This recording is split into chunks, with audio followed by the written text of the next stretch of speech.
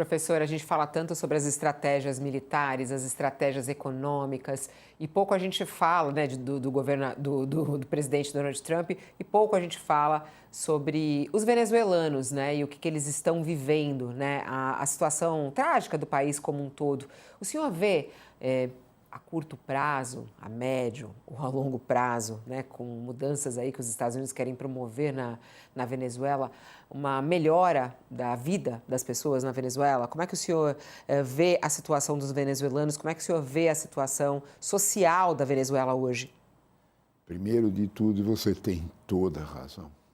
A gente fala disso, fala de geopolítica, como fala se fossem tudo números, daquilo. né? Eu fico muito impressionada como a gente olha, né? Olha para os números. Tem 30 milhões de pessoas na Venezuela. Tem quase 8 milhões de venezuelanos no exílio. Né? Tem aqui, os números são variados, mas entre 500 e 800 mil só no Brasil. Tem 3 milhões na Colômbia. Né? Do que vive o venezuelano? Né? Eu estava comentando com vocês que o salário mínimo na Venezuela é 150 bolívares, desde março de 22. O número tão fresco na minha cachola porque eu fiquei olhando a mesma pergunta que você, eu fui pesquisar isso aí. 150 bolívares, meio dólar, não compra nada. 60% dos venezuelanos, Fabíola, vivem de cesta básica oferecida pelo governo. Aí é que está o controle. O controle está exatamente aí. A miséria. A cesta básica para 4 pessoas, que chega para um consumo mensal, ela custa aproximadamente $500. Porque tem custo, aquela comida, o papel higiênico, tudo que vem dentro da cesta básica. Isso valeria mais ou menos um custo em torno de R$3.000. É evidente que nenhum venezuelano pobre pode comprar isso se ele ganha 150 bolívares por mês. Nenhum oficial militar pode comprar a cesta básica ganhando $60. Para pensar nisso. Então, a situação crítica é de um Estado em que a gente olha para o poder venezuelano e imagina que ele é só com a briga com os Estados Unidos. Não. O poder venezuelano usa a fome para poder manter o controle da sua sociedade. O dinheiro do petróleo não vai para essa sociedade. Aquele conselho que o Sakamoto acabou de dar, né? Olha, presta atenção, o que está acontecendo com a grana do Banco Master? Né? Você é aposentado, você pegou teu dinheiro e o Banco Master compra mansões? Pensa nisso em termos do que você me perguntou da Venezuela. 60% dos venezuelanos só comem aquilo que o governo der. Se eu for bem comportado com o governo. Se eu não for bem comportado com o governo, não ganho a cesta básica. Aí é fome. Quando se olha para isso, a gente opera a ideia de uma ditadura apenas no valor político. Ela tem um valor social que é fundamental para um país que poderia ser muito rico. A Venezuela já produziu 3,5 milhões de barris de petróleo dia no começo dos anos 2000. Era uma outra realidade. Esse contexto, de alguma forma, tem que ser lembrado. Quando a gente fala do drama venezuelano, não é a relação da Delcy com o Marco Rubio. É isso que você lembrou, muito bem lembrado. Como é que é o dia a dia, como é que é o cotidiano do povo venezuelano. Uma situação bem difícil. Muito triste. O professor, para a gente amarrar aqui essa história, já que o professor ele tem que ir embora, ficou uma horinha conosco, mas valeu super, porque a gente trouxe vários pontos importantíssimos. O destaque de hoje é em relação a essa história do petróleo. Inclusive, tem queda aí no preço do petróleo, segundo as informações que a gente está vendo, né? Deve mexer com o preço do petróleo. Hoje a gente não está numa situação muito de carência de petróleo, né? Muito pelo contrário. Muito pelo contrário, oferta. de abundância, mas aí o preço do petróleo está caindo diante dessas questões, né, professor? Sim, porque o que acontece, primeiro de tudo, né, é que se fez uma expectativa forte de que haveria uma imediata influxo de capitais, entrada de capitais na Venezuela e uma modernização. Isso vai levar anos, né? Isso não é instantâneo. Então, de alguma forma, claro, as petrolíferas americanas vão ser mais vantajosas para entrar lá. Tudo isso no terreno da boa vontade. né? Tudo isso no terreno do ideal, né? A realidade é outra. O que a realidade sinaliza? Tem muito petróleo. O motivo principal que tem muito petróleo, sabe qual é? A China está bebendo menos petróleo. A China tem deflação. A China, a gente olha para a China de um jeito errado, né? A China está fazendo o mundo inteiro comprar a produção dela porque ela está tendo deflação. A China está recuando, a China está pondo ordem na casa, e quando você põe ordem na casa, com gastos fora da medida, dói, né?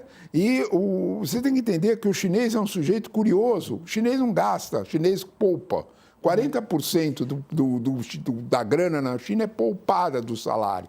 Então, está sobrando porque eles estão comendo menos petróleo, estão consumindo menos petróleo. Estão mamando menos, foi muito bom. Exatamente. Ô, professor, pra gente, agora é para amarrar mesmo, porque eu ia falar para amarrar e eu soltei outra. Para amarrar mesmo, só puxando uma sardinha um pouquinho em relação ao Brasil, a gente viu o posicionamento do presidente Lula, né, num primeiro momento muito indignado com esse ataque, depois segurou um pouco mais, até porque ele também estava aí no seu recesso, talvez agora volte a falar. E há uma preocupação da relação, né, entre Lula e Trump, porque eles estavam super amiguinhos, né, estavam amigos. Será que a situação da Venezuela, será que Maduro vai atrapalhar essa relação entre Lula e Trump? Qual é o perigo disso? Como é que o senhor vê a diplomacia?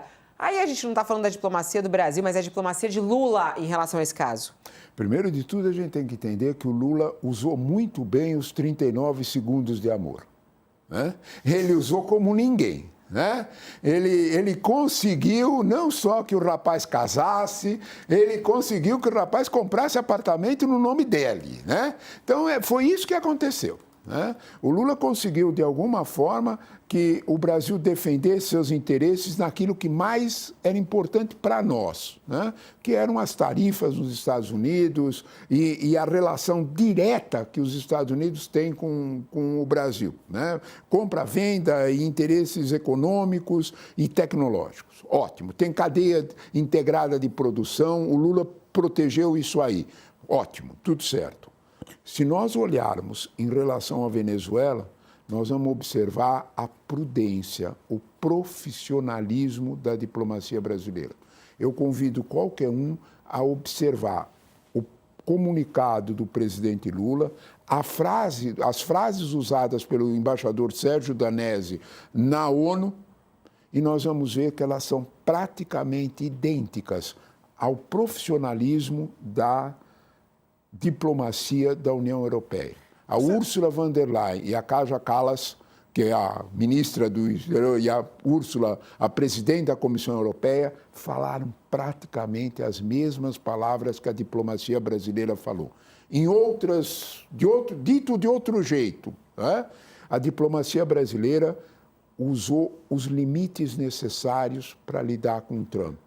Trevisan, você acha que pode ter rolado no meio disso uma... Porque em diplomacia é bem comum, não através de cúpula, não que o Vieira ou o Amorim ligaram para o Rubio, mas você acha que pode ter, antes do Brasil ter soltado essas notas, pode ter havido um diálogo entre partes do tipo, olha, a gente vai ter que falar alguma coisa, porque Sim. é o nosso quintal, não Sim. dá para não falar, mas a gente queria deixar claro de que a gente não está querendo romper nenhuma relação com vocês. Então, os termos são esses, não vamos citar o Trump, porque não citaram o Trump, né? Exatamente. Você acha que pode ter havido, com a fé. mas você acha que pode ter rolado esse diálogo entre as duas chancelarias? Sakamoto, você fez uma lembrança fundamental quando a gente quer entender a relação Brasil e Estados Unidos.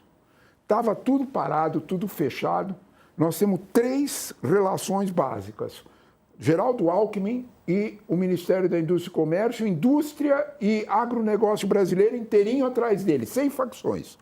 Nós temos o Itamaraty agindo de uma forma ultra rápida. Marco Rubio recebeu, como é que estava? Estava tudo parado no comecinho de setembro. Marco Rubio faz uma viagem aos Estados Unidos, O Mauro Vieira faz uma viagem aos Estados Unidos para uma desculpa de Nova York na Assembleia da ONU e dá um pulinho em Washington.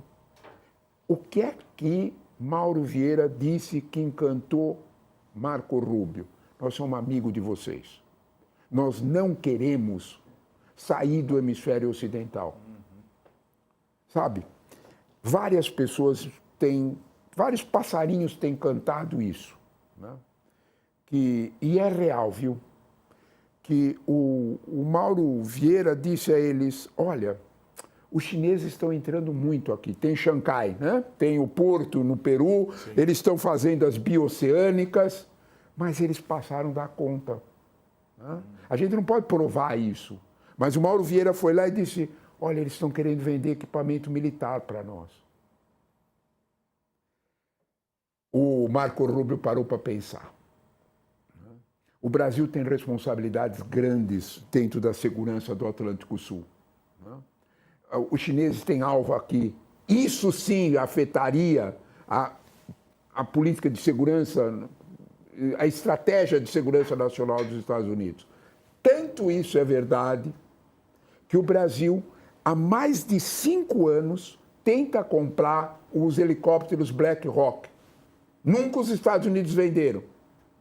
Como por milagre, no meio dessa crise tarifária, não só os Estados Unidos venderam 12 helicópteros para o Brasil, como já entregaram 4. New York Times, quando você pega, está lá, ó. Né? Foram entregues. Em outras palavras, né? A diplomacia brasileira aproveitou a oportunidade. O Brasil sabe fazer isso desde Getúlio Vargas. Pensa um pouquinho em Volta Redonda. Então, eu acho que a tua pergunta é básica. Como é que é o mecanismo desse processo? Né? A diplomacia brasileira foi profissional e cuidou dos nossos interesses, melhor para nós.